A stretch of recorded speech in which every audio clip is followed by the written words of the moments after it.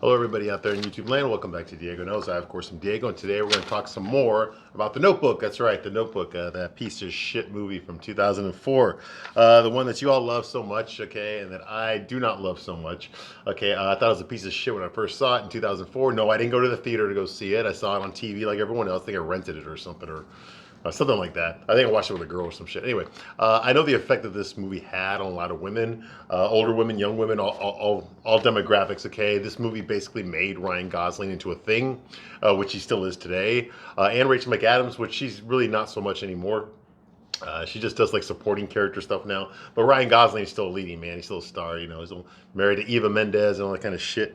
So this is the movie that basically broke them out. Okay, and turned them into something. Okay, this was a very beloved movie. I have not watched the movie in a long time, but I knew I was going to watch it again so that I could review it because I did have some very strong opinions when I first saw the movie when it first came out. Like I was younger back then. We're talking about 18 years ago when this movie came out. Okay, 2004. Okay, at the time Rachel McAdams was 26 when the movie came out, and Ryan Gosling was 25. Okay, so they're playing young people in this movie. Rachel McAdams is playing a 17-year-old in the first half of the movie. Okay, so we're supposed to believe that they fall in love. It's young love and all that kind of shit. The biggest problem I remember having with the movie when it first came out was it was not very believable. Okay, it was written by Nicholas Sparks. And Nicholas Sparks does not know what a fucking man is. Okay, he is a woman trapped in a man's body. He's like a legit transgender. Okay, seriously, he has a vagina. Okay, even though he really has a penis. Okay. He doesn't understand what being a man is. He doesn't understand what relationships are like for straight heterosexual men.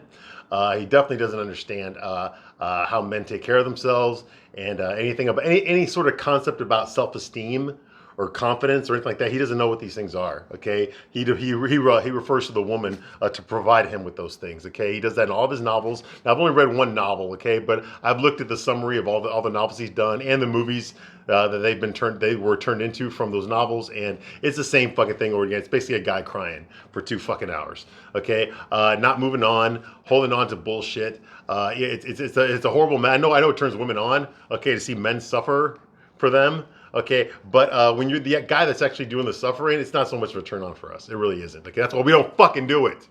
Okay, but you're never gonna get that from watching this movie. Okay, every guy in this movie is basically, a simp. He's a slave to the woman, basically. Okay, now they'll try to play it off as something else, but no, that's the truth. They're a slave. They're a slave to the woman. Okay, that's the recurring theme. Now, having said all that, I've watched this movie again recently, like I said, and it's not all bad. Okay, I don't want to give you the impression that it's one of the worst movies I've ever seen, or it's far from it. Far from it. This movie does have some good things in it. Okay, it does succeed in some places. Okay, but it's not what you think. Okay, and I will get to that as I continue the review. All right. So basically, what I do here is I give you a straight man's point of view. Okay, I am not going to sugarcoat myself. Okay, if you're easily offended, okay, if you're offended by swearing or whatever, fuck you, get the fuck out right now. I will not censor myself for you. I'm going to tell you the honest God truth, give you a straight man's point of view, which is a point of view you didn't get. Okay, let's face it, you didn't watch this show with your fucking boyfriend. Okay, unless you made him watch, and he probably fucking fell asleep or was on his phone the whole time. Okay, no, the bottom line is, okay, this is the shit that you and your girlfriends talked about. Okay, you and your lady friends talked about this shit, all right? Or your gay friends, and it's like, we really have nothing to do with that. Okay, I'm gonna give you the straight man's point of view. Okay, how these situations would really go down in real life. Okay, so anyway, here we go. Okay, now where we left off last time. Okay, what do you call it? The two main protagonists, Ryan Gosling and Rachel McAdams, they play respectively. They play Noah Calhoun, okay, and Allie. What the fuck's her name? Allie something. Allison something. Huntington, I think. Whatever the fuck her name is. Who gives a shit, right? Do you really remember their names? I don't. Anyway, it's Allison. They call her Allie. Allie Hamilton. Sorry, Allie Hamilton. Okay. So anyway, Allie Hamilton and Noah Calhoun. They're on their first date in the movies. Okay, and they decide to walk together. Basically the town they're in, Seabrook, South Carolina, is abandoned.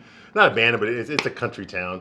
There's no traffic at night. All the businesses are closed. They're walking basically by themselves, and they start talking. They decide to fucking lay down in the middle of the fucking intersection, okay, because it's cool, okay. And of course, Noah like negs her to fucking do it. She doesn't want to do it, but he's like, "Come on, that's our problem. You never do anything you want to do. You don't ever do anything you want, that kind of shit." So of course, she got to show him up now. But like classic fucking pickup move right there. So and they start dancing to no fucking music, but he starts humming "I'll Be Seeing You" by Billie Holiday. which is a great song. Not my personal favorite from Billie Holiday. Personally, I like Stormy Weather and You're My Thrill are my favorite Billie Holiday songs. But oh well, at least they picked a good one, right? So yeah, so they start dancing to that. We hear that, but they start humming it, whatever. Anyway, basically the story is about an old man talking to his woman. We find out later it's his wife, okay?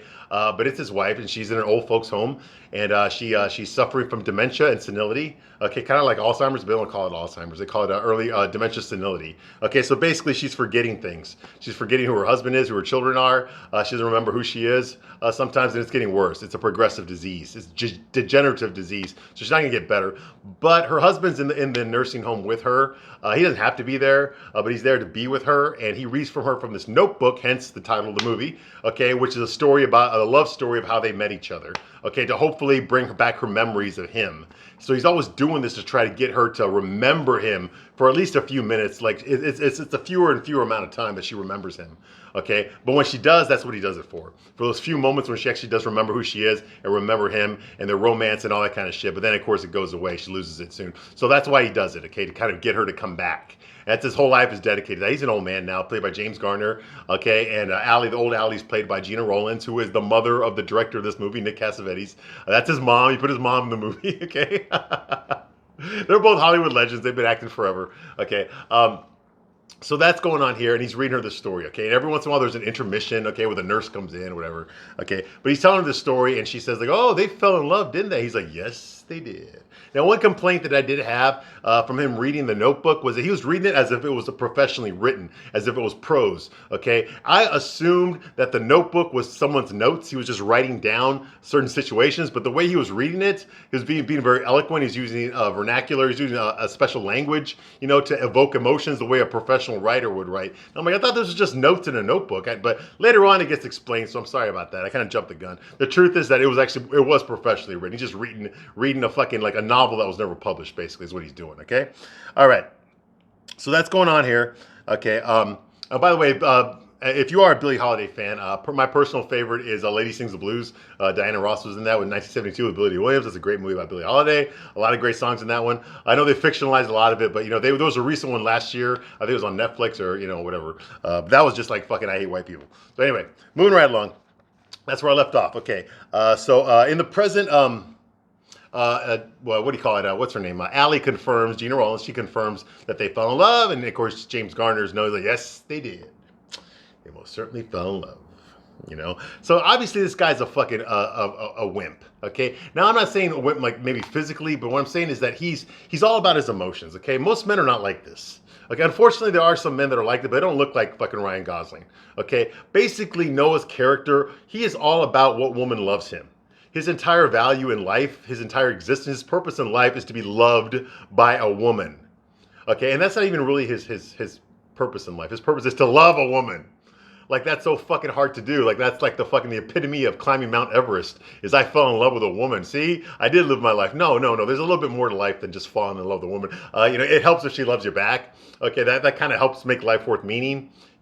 Also other things in your life, what you do for your profession, what you do with your family, how you contribute to society. Those are all things that contribute to the quality of your life. Okay, not just that you fucking are in love with somebody. But for him, that's all he cares about. That's all that matters to him, is that he loves somebody and therefore he's lived a fulfilling life. Now, there's a little bit more life you got to live if you want a fulfilling life, okay?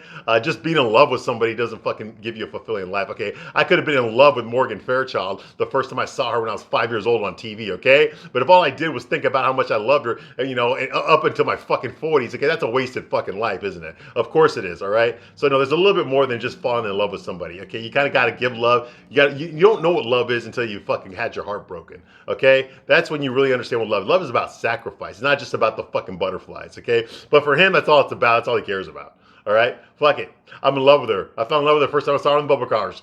That's it. I will fucking cut off my dick right now and give it to you so you can feed it to your dog. I don't give a shit. I love you. I'll do it. I could be that for you. I could be that. Yeah, basically he says bullshit like that throughout the whole movie. Not just when he first meets her. Like throughout the whole fucking movie. Man. It's fucking insane. Now I understand what young love is, okay? I've been there myself. We all have. Okay? I know what it's like to fall in love when you're 15, 16, 17, 18. I've done it. I know what it's like. You have these crazy ideas, you know, you got all these endorphins are rushing you, you're flushed with excitement, you're always thinking about the other person, you know. I get that, and they play that off pretty well here. In fact, that's why I think the movie succeeds, is they project young love pretty well, okay? If you're an old person, if you're in your 40s or something like I am, and you see this, okay, it brings back those memories. I think that's where the movie succeeds. Not so much in the script or the acting or anything, although some of that's pretty good too. Although the best actors are James Garner and Gina Rollins, in my opinion. Okay, the story is completely unbelievable. The characters are completely unbelievable. But what the movie does succeed in is evoking those feelings. Okay, I think that's why so many middle-aged women love this movie, is it evokes those feelings of young love. It brings you back to that time when you fell in love for the first time. What did that feel like? What were the thoughts that were going on in your mind? What was it like back when you were still a virgin and you were about to lose it? You know, what was it like the first time you fell in love with somebody and they loved you back and it was reciprocated? Okay, things did you all talk about? Wasn't it exciting? Wasn't it new? Wasn't it scary? You know? Wasn't it just like overwhelming? Your emotions were so overwhelmed in a way that you hadn't ever felt that before because, you know, puberty had just kicked in, that kind of stuff, okay? This movie is great at depicting that. That's where the movie succeeds. It knows how to evoke those emotions in the viewer. So whether you're 50 years old, 60 years old, 19 years old, you're going back there again, okay? Me personally, I couldn't help it. I watched this movie, I was thinking about my ex-girlfriend the whole fucking time. I kept thinking about my ex-girlfriend, okay? Unbelievable. You know, that this movie evoked those images, evoked those feelings again. You know, because when they're meeting for the first time, the way they're feeling about each other when they first meet is it evokes that in the audience too. You know, it goes into your personal center. Okay, it goes into your personality, who you are, your life experiences, and evokes and brings those people back into the forefront. You know, and that's where the movie succeeds.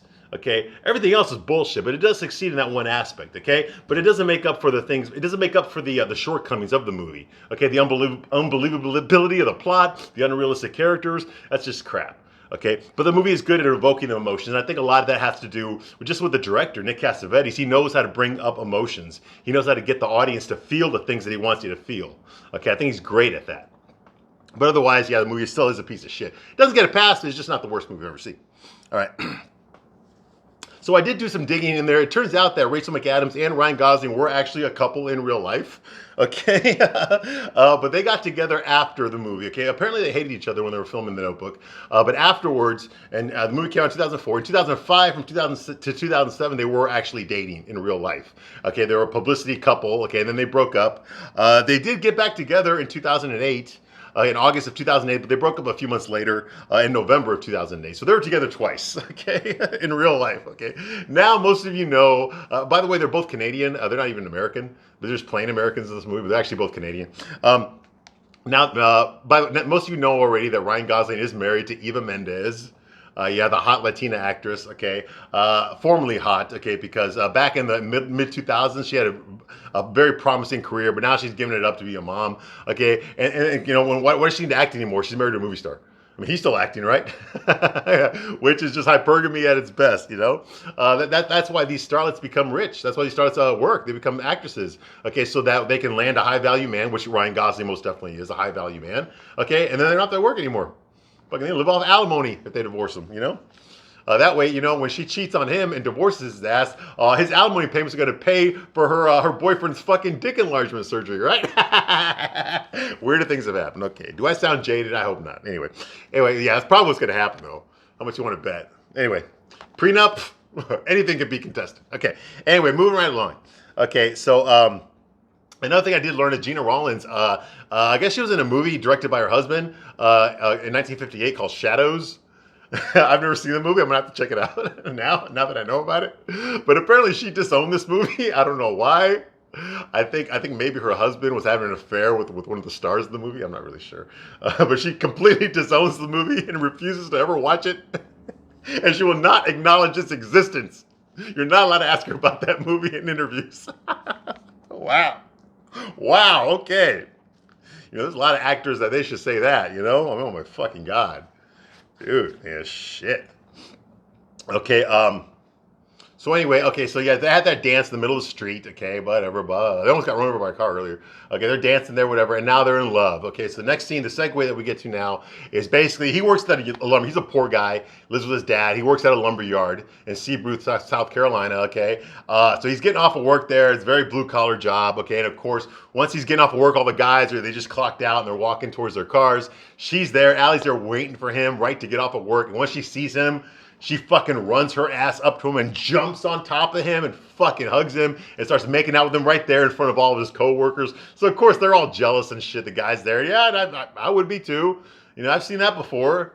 You know, when we come back from, I was in the military. I was in the Marines. Okay, when we come back from deployment, once we get back to the airport, you know, right there on the base. You know, and all the women, the wives come out there and they just start grabbing their husbands, start making out with them. And she's like, it's kind of jealous. Yeah, I got kind of jealous, you know. So yeah, that was kind of cool because the Rachel McAdams was she was at the prime of her sexuality at this time. Okay, she had just done Mean Girls earlier. Okay, and now this was her first lead in a movie. Okay, I know she also did like The Hot Chick with Rob Schneider and stuff, you know, but this was like her first real lead in the movie, and she knocked it out of the park playing Allie Calhoun. I mean, Allie Hamilton. She really did. Okay, I mean, she was very pretty. Not so much now, but obviously she's a lot older now. Okay, but yeah, she did look really good. Okay. So yeah, I would have been jealous too. Okay, so she's jumping up on, hugging him and stuff. And they're making out. Okay, so it's crazy. It's the euphoria that I talked to you about. What this movie is so good at is bringing back those feelings of love, young love. Okay, first time you've been in love. That kind of feeling. The first time you've been in love and that person loved you back. Okay, that's what this movie is very good at bringing. So we see a little montage here. Noah's friend, the one that introduced him to Allie in the first place, he's there. He's dating one of Allie's friends. Okay. So her name is Sarah. Okay, so they're doing things together. They're double dating a lot. They were together at the fucking movie theater earlier. Okay, now they're both riding bikes together. You know, like Allie's sitting in front. He's actually riding the bike, and she's sitting in front of him while he's riding it. That kind of shit. Okay, they're swimming. Okay. You know, they're inseparable. That's the word they use. They're completely inseparable. Yeah, obviously. Okay. You see the montage. They're bike riding. They're fucking slinging ice cream at each other. She fucking throws ice cream in his face. And he's just like, oh, and she licks it off herself. They start making out, blah, blah. You know, the shit you do when you're young and in love. Although I do got to admit, I understand that Allie's character is 17 years old. And in real life, Rachel McAdams was 25 when she filmed this. You know, but she doesn't really look 17. She kind of looks more like 25. Ryan Gosling was 24 when he filmed this movie, and he looks 24. Okay, so they don't say how old he is. So I'm guessing he's a 24-year-old fucking around with a 17-year-old. Okay, of course. Of course, that's actually pretty realistic, okay? Most 17-year-old girls do not date 17-year-old boys. They date college-age boys, okay? And when in his case, he's older than that. All right, so yeah, that would be more believable. But she doesn't look 17, but, you know, they're doing the shit that they would have done if both of them were 17, okay? You know, they're slinging, kissing, slinging ice cream at each other. Okay. One night, Allie goes to Noah's house, to his cabin where he lives with his dad, and Noah's out there reading poetry outside on the porch. And his dad is just sitting there listening to him. Noah's dad is played by Sam Shepard. He's another legendary artist. Okay, he was actually really good friends with Bob Dylan. He actually wrote some songs with Bob Dylan. But anyway, he's an actor. Sam Shepard. He's been around a long time. I can't think of anything he's done recently, but yeah. So he's there. Noah's reading poetry. He's actually reading Walt Whitman. I guess that's his favorite poet.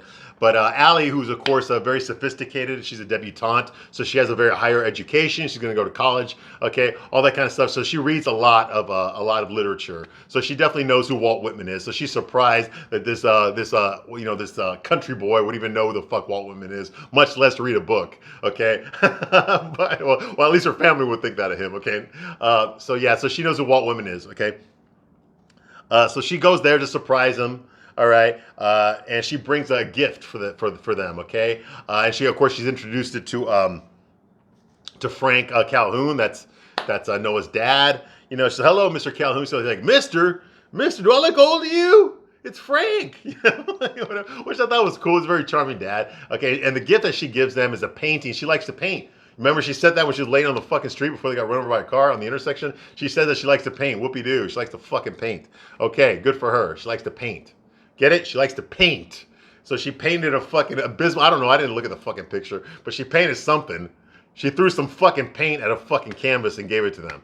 All right, so they go, oh, we're going to hang this up in the shitter. You know, well, he doesn't say that. But anyway, he offers to make her pancakes breakfast. He's like, it's 10:30, Dad. You know, he's like, hey, it's never too late for breakfast. It's never too late for hotcakes. Come on in, girl. There's hotcakes over here. Oh, fuck you, do. You know, whatever. Okay. So that goes on, and she actually has a good time. We don't hear what they're saying, but you can tell by her expression and the mood, okay, that she's actually having a really good time. She loves Noah's dad. No mention about his mom. We don't know what the fuck happened to his mom. Did she die? Did she run off? Who knows? We don't fucking know. She's never mentioned at all. We never even see a picture of her. There's no explanation. I mean, if you read the book, which I did not, but if you read the book, I'm sure there's an explanation to why Noah doesn't have a mom, but it's not given in this movie, is what I'm saying, okay? She just ain't there, okay? Okay, so no. Okay, of course, Frank reveals some embarrassing information about his son Noah. He used to stutter when he was a little boy, and that's why he reads poetry. It took the stutter away. And he's like, Dad, come on, tell her this. You know, and of course, she thinks it's hilarious because once again, he's being emasculated. Okay, he's being embarrassed. Okay, he's being humiliated. Okay, his ego, what fucking ego? His ego gets torn down over and over again. Okay, she finds that sexy. She's attracted to him every time he fucking makes a fool of herself, every time that he's embarrassed, every time he fucks something up, every time he fucking humiliates himself, emasculates himself, or has someone else emasculate him, like she did when she pulled down his pants when he was hanging, but of course he was hanging over the Ferris wheel. Okay, that turns her on. To see him get fucking kicked in the nuts over and over again, metaphorically, turns her on. Okay? Doesn't it always turn it on? Doesn't it, women? Doesn't that always turn on your man? You'll watch your man get kicked in the fucking nuts. Doesn't that just make you horny for him? Yeah, yeah. I'm sure he likes it too, doesn't he? Yeah. That's what I'm talking about, you see? Anyway. So that's going on here. Okay, yeah. And then, of course, James Garner, old Noah, narrates this whole thing. He's like, it was an improbable romance. He was a country boy. She was from the city. Well, you know, I understand that. You know, two different cultures, okay? It happens all the fucking time. This is simple Romeo and Juliet shit.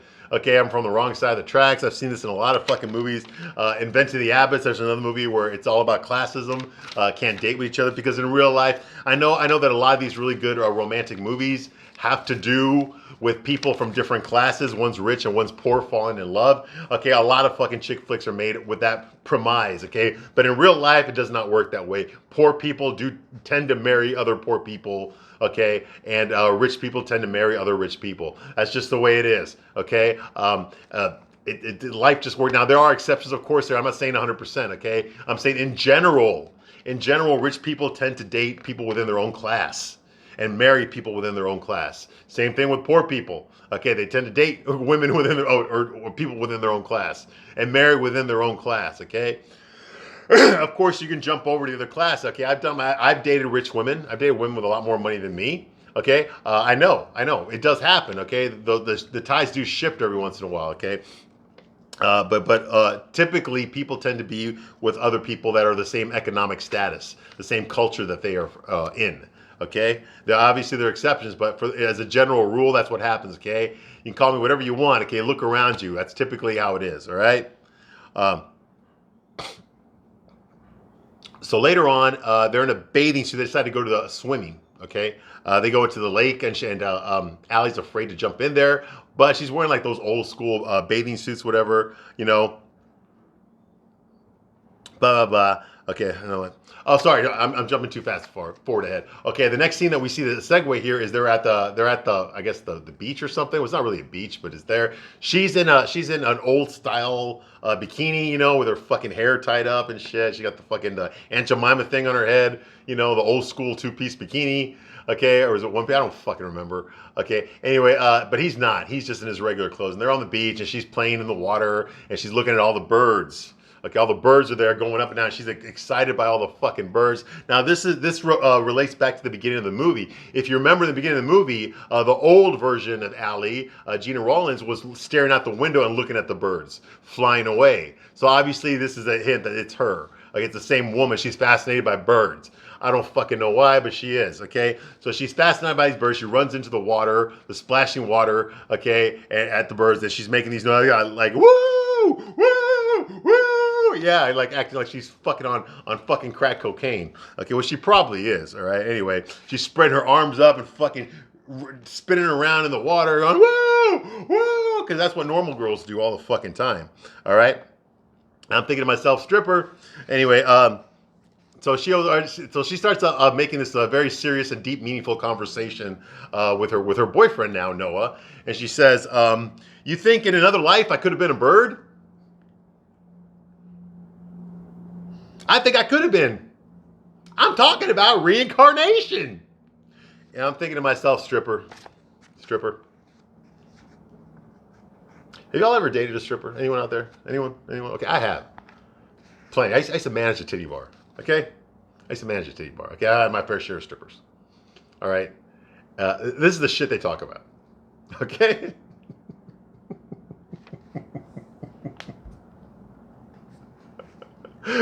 Or Jersey Shore episodes. Oh my fucking God. Yeah, I'm thinking to myself, stripper. So yeah, she says she wants to know. She asked Noah seriously if she thinks that maybe in a past life she could have been a bird.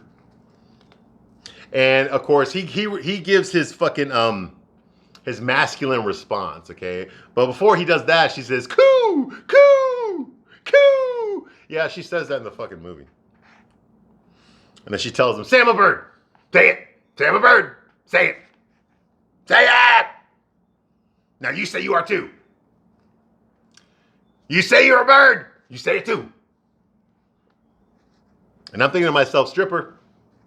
And of course, Noah being the masculine alpha male that he is throughout this entire movie, he tells her, "If you're a bird, now I'm a bird too." Yeah, just like that. No balls. Okay. Yeah. So like I said, so that's going on here. Okay. The next scene that we see is there's a bunch of black people over at Noah and his dad's house. Okay, and they're playing some fucking saltgrass music, with the harmonica and the banjo and shit. And there's this little black kid who's dancing. He's doing basically like the Sammy Davis Jr. fucking tap dance thing. Okay, which goes back to slavery. Okay, so they're doing that. Okay, and of course Noah's dad is jamming there with the other black musicians. Okay, on the porch. Okay, and Noah himself decides to get up, and fucking he shows off his fucking black dancing moves too. He wasn't lying when he said he can move, because he can. Think Candyman from Sammy Davis Jr. So he's doing that. Okay, and of course Allie's there watching the whole thing, the only white girl in attendance. And Frank, that's Noah's dad, decides he takes this opportunity to grab Allie and start dancing with her in front of his son. Okay, so he does. He starts dancing with fucking his hopefully daughter and soon-to-be daughter-in-law. Okay, so like I said, they're doing the saltgrass thing. Okay, so his dad shows off his moves too. Okay. The next scene we see is the one I mentioned earlier. I jumped the gun. Okay, sorry. Where she's Allie's deciding whether or not to jump in the fucking lake or the pond, whatever. Anyway, they're swimming in a pond. Okay, and she's in a different bathing suit this time. Okay, and she's grabbing the tree branch there or the rope, and she's supposed to fucking swing into the fucking water and let go. Okay, but she's scared to do it. She's like, "Oh God, no!" And they're all telling her, "Just swing and jump. Come on, jump!" And I will say this about Rachel McAdams: she got some sexy ass legs. Okay, those legs are to die for. Oh my God, man! I was looking at those legs of hers. Her 25-year-old Rachel McAdams, those legs. Oh my God, dude! You know what I could do? You know what this face could do if it went exploring in there? Yeah. That's what we're talking about. Okay. Seriously, this is a movie review. Okay. So she goes in there. Okay, she finally decides to fucking swing on the rope and fucking jump into the water. And I guess she has an orgasm or so. She acts that way. Who gives a fuck, right? Okay. Then there's another scene where Noah's trying to teach her how to drive. I guess she doesn't know how to drive standard or stick shift or I guess it's stick shift. I don't know. I think all the cars in the 1940s were stick shift. This is 1940. Okay, so she's kind of like fucking it up. And he's like trying, no. And she's fucking talking back to him. It's your typical, I'm going to try to teach you how to fucking drive. So basically it's just another montage of them showing out all the things that they did that summer. Okay, because this is summer love. It really is. It's just summer love. Okay, this whole relationship took place over the course of one summer. Okay, when she was a teenager. Okay, before she went off to college. All right. At her family's summer home. Okay. There's another scene of them arguing where they're yelling at each other, okay, and it's pretty believable, you know. I don't know, we don't know what they're yelling about, we can't hear it, but we see the body language that she's screaming at him, he's screaming at her, and she gets turned on by hitting him. For some reason, she feels it's appropriate to fucking slap her boyfriend, punch him, whatever. She feels that it's appropriate to do that. Okay, I do not believe in spouses or couples hitting each other at all under any circumstance. The only time you ever hit somebody is in self-defense, okay? And I'm a martial artist, okay? And I can even tell you that. The only time you ever hit somebody is in self-defense, okay? She has no problem hitting him. He never hits her back, of course not. He hits himself. Like, if she fucking punches him, he'll punch himself. He'll slap himself in the face like 10 times. Why? I don't know. But it's just another example of him emasculating himself. That's what turns her on. She enjoys doing it. She enjoys hurting him. She enjoys watching him get hurt. She enjoys watching him get humiliated, watching him fucking suffer. This turns her on. She likes it, and apparently he has no problem with it because it's love. I'll do it, like I said before. You know, I'll cut off my dick and give it to you. You can feed it to your dog. I don't care. You're the one. You see what I mean? This is the bullshit. Okay, this is a guy who does not know how to write fucking men. Who does not know what a man is. Any man in his right mind would not put up with this shit. Even me personally, okay, when it comes to men, okay, if you try to hit me, I'm going to fucking kick your ass, okay, number one. Number two, if you're a woman, and you try to hit, you get one. You get one. I give you one. Okay, because I have been hit before. I've never hit a woman in my entire life, thank God. I've never been in a situation where I had to hit a woman, thank God. Okay, I have been hit by women before, unprovoked, yes. Okay, I give you one. When a woman hits me, that's it. And whatever we're yelling about is over. I walk away. I walk away. If you try to hit me again, okay, you're not going to like it. All right? You're not going to like it. All right? Now, there are exceptions to that. I mean, if a woman comes at me with a fucking baseball bat or some shit, yeah, I'm going to fucking knock her ass out. Of course I am. Okay, but I'm talking about, like, if it's just an argument or something, we're yelling at each other, she decides that it's appropriate just to fucking slap me in the face or something. Yeah, that's your one. That's the one you get, and then I walk away. That automatically ends communication right there. Okay, but apparently Noah has no problem getting fucking slapped in the face. That he actually slaps himself in the face too. He doesn't give a shit. All right, said no balls. All right, so that's going on here. Okay. Yeah. By the way, guys that are out there, okay, if your woman likes to hit you, okay, that's a red flag. That right there should tell you don't want to be with this woman. You don't want to be with this woman. Because eventually she's going to put you in a compromising position, okay? She's going to attack you. She's going to attack you to try to hurt you, okay? And if you try to defend yourself, you're the one going to jail. You're the one that's going to be charged, okay? You're the one that's going to be charged. Like I said, stripper. This is stripper 101, okay? Yes, I talk from experience. Okay. Luckily for me, when the stripper I'm thinking about right now, when she tried that shit with me, she's the one that went to jail, not me. Anyway, anyway, yeah. So that's a red flag. Don't date a woman like that. Don't. If she enjoys hitting you or she thinks it's okay to hit you, like I said, unless it's self-defense, you know. I mean, if you're trying to like to force yourself on her, yeah, you need to get your ass kicked. Okay. You're not a real man. Okay, but if it's unprovoked, okay, if it's just like an argument or something, she decides it's okay to hit you, get the fuck out of there. Don't put up with that bullshit, okay? Don't put up with that bullshit, okay? Anyway, so that's going on here, and he gets turned on by it. Oh, well, yeah, because he's a fucking pussy, that's why. All right, okay, I'm going to end this review right now, and I will be back shortly to continue my review of The Notebook. I thank you very much for watching this long, and I will see you soon on the next one. Bye.